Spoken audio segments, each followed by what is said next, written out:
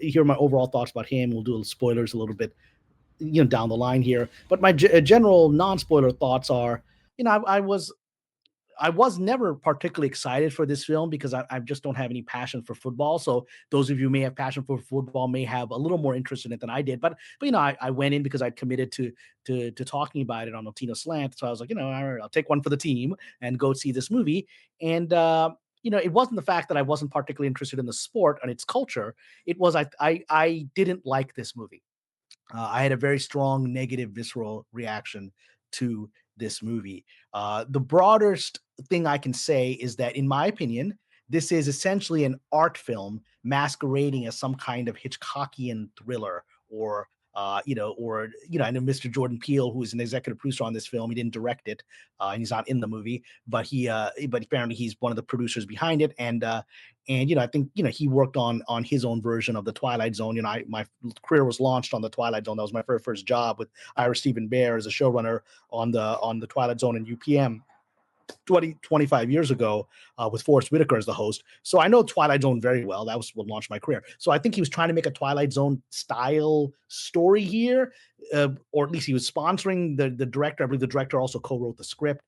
And it's just, to me, it's just an art movie with the pretense of trying to be a Hitchcockian thriller or X-Files thing, whereas you can pretty much see where it's going. At least I did from the very, very early on in the film as to what the direction was. There weren't any shocking surprises, as if there was reveals at the end. You're like, yeah, I figured out the reveal in the first 2 minutes of the movie. So what's this is a reveal? Was this even a secret?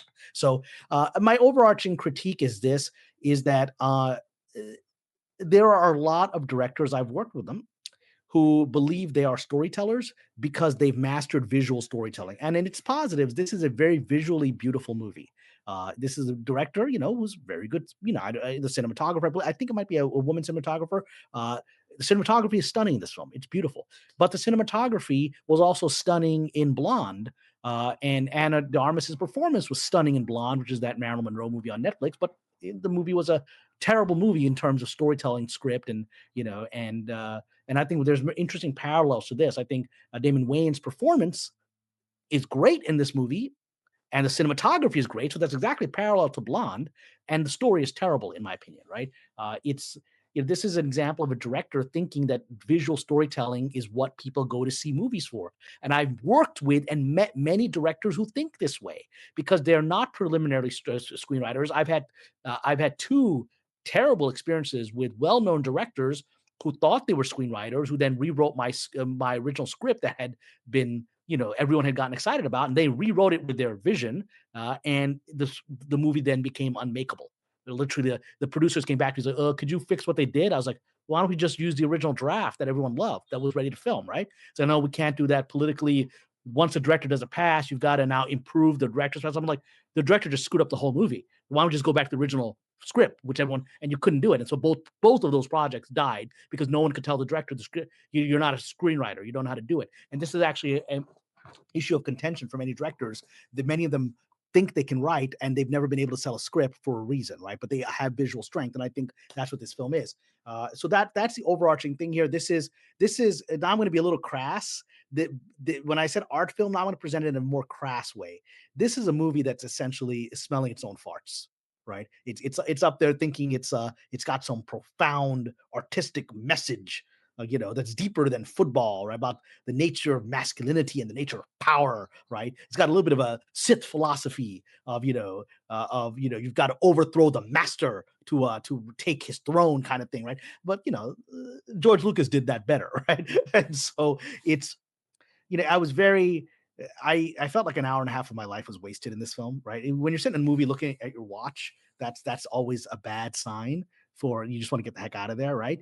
And it's just if in the end it climaxes into sort of a eyes wide shut reveal of secrets of behind the power, but none of which are particularly surprising to anyone who knows how power structures work in the NFL, in Hollywood, in Washington D.C. It's not like some grand reveal, right? When Eyes Wide Shut came out, the idea that this kind of stuff was happening behind closed doors was maybe new to many people. It is no longer new in the 20, 35, 30 years or so since Eyes Wide Shut that people believe that there are dark conspiracies and places of power, right? I think we all kind of have gone with that over the last 30 years. And so, this is a movie was for me very disappointing. It is not a movie I would recommend watching. And so that's my general thought. If there's others in the comments, I haven't looked at the comments yet. If you agree or disagree, just put it in the comments. But even better, send us your super chats, especially if you disagree with me on this. So if we're ready, I can go a little bit into spoiler territory. I mean, it's a movie I don't care enough about to spoil, right? Please do. Please But do. we'll let a little bit. So we'll count down. I'm gonna give you anyone who cares enough to not be spoiled. I'm gonna count down from 5, and then I will give you a hand signal that we're back on that you can listen. So I would mute you. See, I would mute the spoilers in 5, 4, 3, 2, 1. Okay, spoilers. Here we go. All right. So spoiler. So this movie is essentially a film about a young, up and coming football player he was trying to get into the big leagues right from college, and he's essentially mentored by Damon Wayans' character, who I think his name is Isaiah White. I think is the name of the character, but the character is someone who is like an all-time NFL champion, right? Who is like a Tom Brady type, like someone up there, right? That's become an icon of culture to the point that he even has like a cult of crazy fans who park outside of his huge complex out in the desert, like he owns this like massive acreage, which is central to the movie, out in the desert, and he's got like crazy fans parked outside the gates, kind of like people did with Elvis when he lived at Graceland, right? There would be weirdos literally just living outside of his gate, hoping to get a center. So we got that kind of thing there, and it's about the mentor who is as we often know with pro sports, you've got a time frame which is based on youth and body strength, and so he's aging out, and he's kind of bringing this kid in to essentially train him and test him to see if he can be his replacement as the next big guy, in the Saviors, which is the football team here, and that's the idea of it. I don't know if there's anything worth more spoiling. The young man comes in there, and then much of the movie is a lot of artistic visuals of him, undergoing all kinds of bizarre training rituals that become sadomasochistic and crazy. There's all kinds of strange satanic imagery, like some of the stuff you see here, a lot of horns and things. For those who are Catholic, like our friend Fletcher, there are some flashes of imagery that I think Catholics would find very offensive. Some efforts to recreate, Da Vinci's Last Supper in this kind of weird setting, and it was weird stuff that I was like, I don't know if there isn't. I don't know that it's an anti-Catholic movie, but it's making bizarre comments that I don't think it knows what it wants to say with these visuals. So here's an example of a director who's like, "Cool, let me show you this cool visual."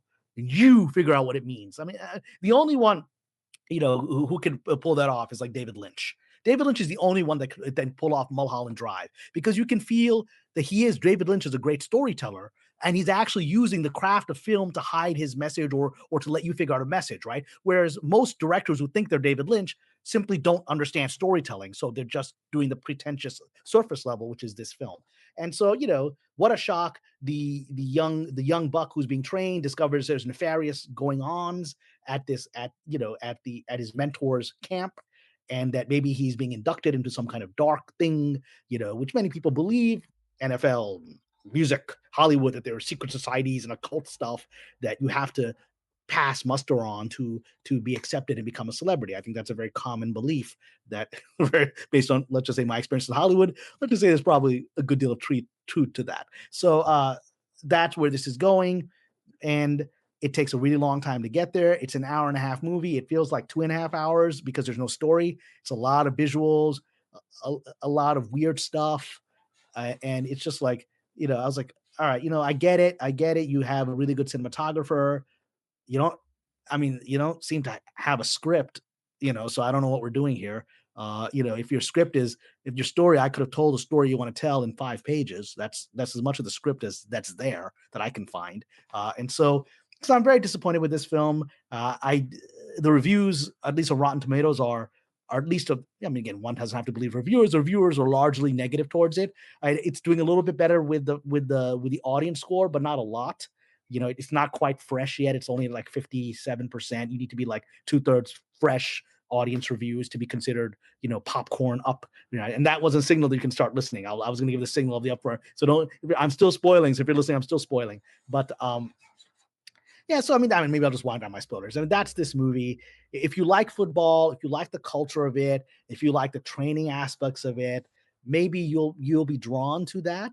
But it is trying to be more than that, and it's like what I would think of this movie. It's Any Given Sunday meets Eyes Wide Shut, and it doesn't quite work, right? So if you think you're going there to see Any Given Sunday about how great football is and the culture of football, you're not going to get that. And if you think you're getting Eyes Wide Shut, well, go watch Eyes Wide Shut, because Kubrick was a genius, right? If you want to see something like that, right?